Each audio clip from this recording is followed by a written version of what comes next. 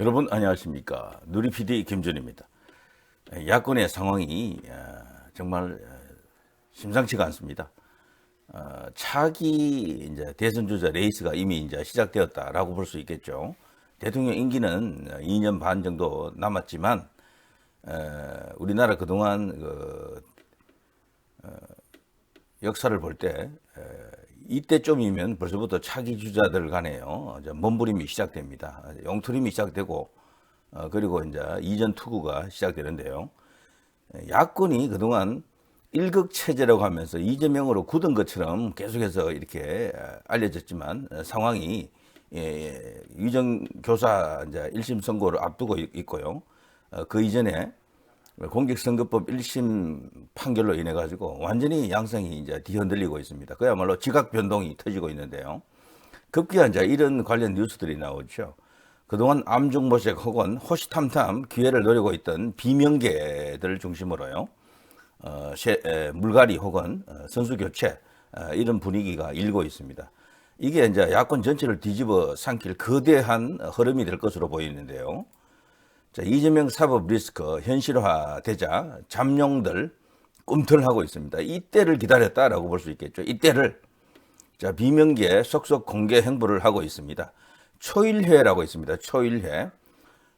이 초일회는요 원외 모임인데요. 초심을 잃지 않고 매일 새롭게 정진한다 이런 의미가 있습니다만 지난 이제 총선 이후인 2024년 6월에 결성됐습니다. 이 당시 이제 국회의원이 되지 못한 사람들을 중심으로 이제 결성한 단체인데 약 한 10명 정도 됩니다. 한 10명쯤 되는 그런 모임인데 이 모임이 꽤 커질 것으로 보인다라고 하네요.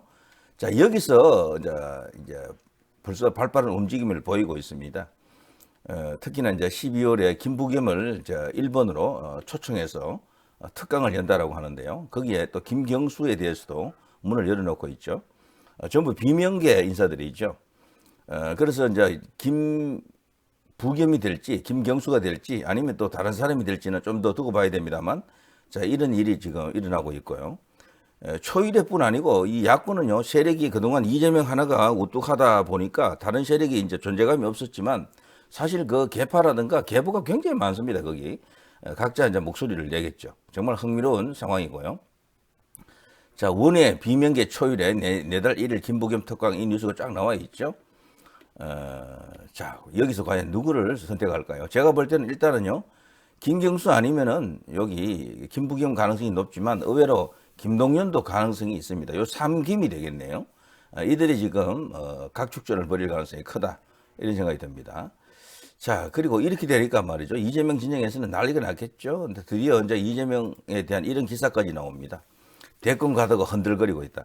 지금 이재명 지지자들 혹은 이재명 본인도 그렇고요. 친명계 인사들이 가장 싫어하는 게 이재명 위기 이런 말을 가장 싫어해요. 그래서 의도적으로 이재명 끝났다 이런 어떤 썸네일을 자주 달아야 됩니다. 그래서 국민들에게 아 이재명은 안 된대. 이재명은 끝났대. 이재명은 사법 리스크 때문에 이제 못 나온대. 이런 걸 계속해서 완전히 공인을 시켜놔야 됩니다. 그냥 국민들이 다시는 이재명이라는 인물을 불러 내지 못하도록 완전히 그냥 이참에 끝장을 내야 된다 이거죠. 자, 그러자 급기야 우리 이제 제도권 언론들도 이제 이런 뉴스를 만들지 않습니까?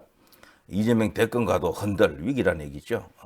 강원도민 일보지만 이런 게 중앙 언론에서도 이제 다루기 시작하는 거죠. 지각 변동이 분명히 일어납니다. 흔들거리고요. 지진이 터졌다라고 볼 수가 있습니다. 이 사법 리스크가 자기들이 생각했던 것과는 완전히 다른 결과가 나온 겁니다. 이재명의 시나리오를 저는 개인적으로 분석하고 있었는데요.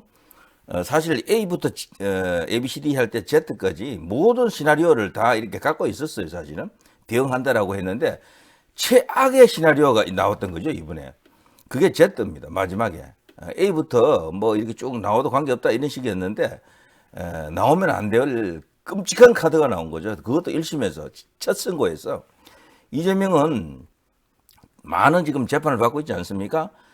자기 딴에는요 자신한 선거가 이거예요. 그러니까 자신한 어떤 재판 결과를 예상했던 게 요건데 여기서 뜻밖으로 완전히 사형 선고를 당한 겁니다. 정치인으로서는 사형 선고죠. 그야말로 지금 급당황 상태고 지금 정신 못 차리고 있습니다. 쇼크가 너무 커서 그 내부적으로도 지금 단속이 될지 말지 이런 분위기가 있죠. 그래서 지금 그 소위 친명 중심으로 그동안 모여있던 세력들이 구심력이 약해지고 있다. 느슨해지고 있다. 또 다른 원심력에 의해 가지고 구심력이 완전히 해체될 수도 있다. 이런 어떤 전망까지 나오고 있죠. 지금 뭐 삼총상김이란 말도 있었죠. 세 명의 총리 그리고 세 명의 김씨들 요 이제 세 명 이야기도 되고 있습니다만 야권은 전체적으로 볼 때 한 10명 정도가 다툴 것으로 봅니다. 누가 가장 유력하냐 지금 말하기는 좀 이르지만 어쨌거나 언론 노출 그리고 이제 여론조사에 이제 꾸준히 이름이 올라왔던 김동연, 김경수, 조국 뭐 이들이 이제 다투는 형국이 되겠죠. 조국은 어쨌거나 이제 대부분에서 어떤 결론을 내는지가 이제 관건이겠지만 뭐 들어가겠죠. 감옥으로 가겠죠. 거기는. 근데 만일에 조국이가 살아나게 되면은 제가 볼 때는요, 패권은 조국 쪽으로 갈 것 같아요. 조건이 있습니다. 조국이가 파기환송되어 가지고 파기환송되면요, 이게 부지하 세월입니다. 어떤 경우에는 엄청 오래 걸릴 수가 있어요. 그래서 조국이가 그것도 이제 서울대 출신의 법대 나왔잖아요. 그 나름대로 인맥이 있을 것으로 봅니다, 저는. 그리고 현재 법원을 구성하고 있는 가장 큰 세력은 어쨌거나 문재인, 김명수 이 라인입니다. 지금도 주류예요, 그들이. 그들이 가장 선호하는 입장이 지금 맞을 수 있는 인물이라면 조국일 겁니다. 아마 조국, 김경수 정도 되겠죠. 자, 그래서 어떤 일이 일어날지 지금 현재로서는 완전히 이렇다 저렇다 말하기는 어렵지만 조국은 감옥은 간다. 그러나 만에 하나 살아나게 되면은 패권은 조국 쪽으로 갈 것이다. 이제 이렇게 볼 수가 있겠죠. 근데 조국이가 진짜 감옥 가버리면은 어떻게 되느냐? 이제 그때부터 중량감이 조금 떨어지는 사람들이죠. 이재명 조국 클래스에서 조금 더 떨어지는 사람들이 이제 나올 텐데 결국 김부겸이냐, 김경수냐, 김동연이냐, 요 이제 삼김의 대결이 되겠죠. 그리고 또 하나 이제 특급 변수가 있다 그러면은요, 저거는 개인적으로 이 윤석열 대통령의 이제 이 패라고 보는데 카드라고 보는데요. 안희정 카드가 있겠죠. 안희정은 지금 사실 인물 변수만 딱 놓고 보면 인물만 딱 놓고 보면 야권 최강자는 안희정입니다. 제가 볼 때는. 그런데 안희정은 지금 복군이 안 됐거든요. 출마를 못 해요. 근데 윤석열 대통령이 만에 하나 어떤 생각을 갖고 안희정을 풀어줄 수가 있어요. 그야말로 뭐 그쪽에서 그냥 엄청난 어떤 회오리 바람이 일 겁니다. 제가 알기로도 가끔씩 이렇게 지금 언둔해 있지만 안희정계가 지금 살아 있대요. 그리고 만일에 이제 그런 극적인 상황이 오게 되면 안희정이 움직일 것이다라고 이제 보고 있습니다. 그럴 경우에 상당한 파괴력이 있지 않겠나. 그건 이제 변수입니다. 일단 뭐 될지 안 될지는 알 수가 없지만 그런 요인도 있고요. 자, 아무튼 그 속에서 이재명은 자기를 지키고 방어를 해야 되는 아주 어려운 상황이 왔죠. 지금 이제 이재명을 향한 물어뜯기, 내 땅 내 나라 이거죠. 땅 따먹기를 이제 할 수밖에 없는데 이재명이 그동안 혼자 독식하고 있던 그 큰 땅을 이제 야금야금 이제 물어뜯길 겁니다. 여기서 뜯겨 나가고 저기서 뜯겨 나가고 이게 이제 지지율로 나타나겠죠.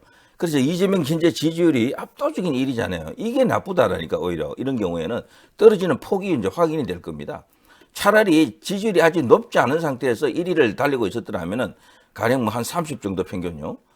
근데 이재명은 요즘 나오는 거 보면 40 몇 프로 나오잖아요. 이거 너무 높은 거거든. 그러니까 이게 헛바람이 많이 들어가 있어요. 이게 거품이 묻어 있다는 얘기죠. 이게 이제 거품이 순식간에 확 빠져나갈 수가 있어요. 그러면은 45가 갑자기 40, 35 이런 식으로 떨어질 수가 있어요. 그러면 봐라 말이야. 이재명 끝났다. 그러면 뭐 당연히 그 야권 전체가 아우성 치면서 아비 규환이 되겠죠. 그러면 그 표심들이 이동합니다. 이재명 지지율이 떨어지는 게 눈으로 확인이 되는 거죠. 그래서 뭐든 너무 이렇게 높은 것도 좋지 않다 그래요. 적당히 높았으면 떨어지는 게 작게 떨어지거든요. 작게. 왜냐하면 지금 콘크리트 중심으로 되어 있던 지지율은 그렇게 많이 안 떨어져요. 그런데 지금 이재명의 지지율은 이재명 대세라고 헛바람이 붙어 있는 그 대세 같은 게 있었기 때문에 근데 그 대세가 진짜 대세는 아니고 조작된 어쩌면은 이게 그 효과적으로도 대세 몰이를 했던 그런 영향이 있습니다. 이제 거기에서 이제 반사 이익을 많이 취했죠. 여당을 공격하면서 용산을 공격하면서 만들어진 일종의 가짜 지지율인데요. 거기서 일등이 큰 붕괴가 일어납니다. 어쨌거나 제 말씀 알아들으시겠죠? 그렇기 때문에 더 위기입니다. 지금 이재명은.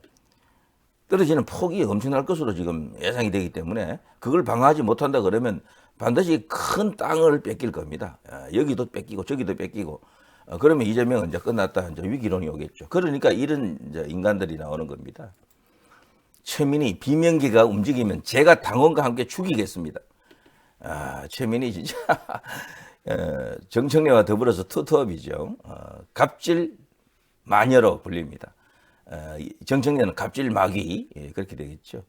자, 이 최민희가 뭐 이런 힘이 있겠습니까? 제가 볼 때는요, 이거는 뭐 죽기 전에 끽소리하는 뭐 꽥소리하는 그런 수준이다 이런 생각이 들고요. 자, 아무튼 올 것이 왔습니다. 이재명의 시대가 요걸로 이제 끝날 수도 있겠습니다. 25일 날 진짜로 그때도 유죄 선고가 나면 100% 이재명은 무너집니다. 자, 그 뒤에 누가 오느냐? 이거는 정말 앞으로 이제 봐가면서 이제 계속해서 살펴봐야 될 가장 중요한 이슈 중에 하나입니다만, 제가 지금 거론한 여러 사람들 있었잖아요. 삼총 삼김도 있죠. 삼총리 이낙연부터 해서 뭐 김부겸까지죠. 정세균도 있었고요. 삼김 김경수, 김부겸, 김동연 요 삼김이고요. 그 밖에 또 뭐 다른 변수도 있을 수가 있습니다. 그래서 전체적으로 약 한 6명에서 10명 정도가 지금 때로 움직일 것이다. 자, 이들이 누가 기선을 잡고 누가 패권을 쥐느냐, 세력을 이제 이렇게 움켜쥐느냐, 이제 이걸 이제 지켜보게 되겠죠.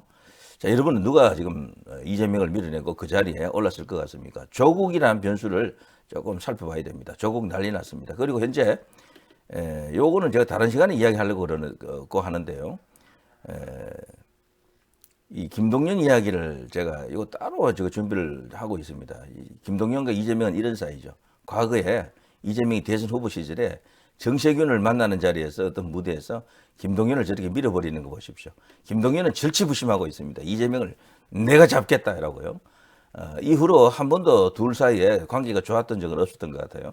저는 인간적으로 모멸감이 컸을 겁니다. 김동연은 이때의 김동연은요, 이 경기도지사 되기도 전이었고, 그야말로 이제 그때와 지금의 김동연은 많이 다르죠. 그래서 지금 야권은 김동연이 가능성이 있다라고 주장하는 사람들도 꽤 있는데 말이죠. 자, 이런 여러 가지 이야기들은 제가 시리즈로 계속해서 지속적으로 해드리겠습니다. 자, 누리 PD 김준희였습니다.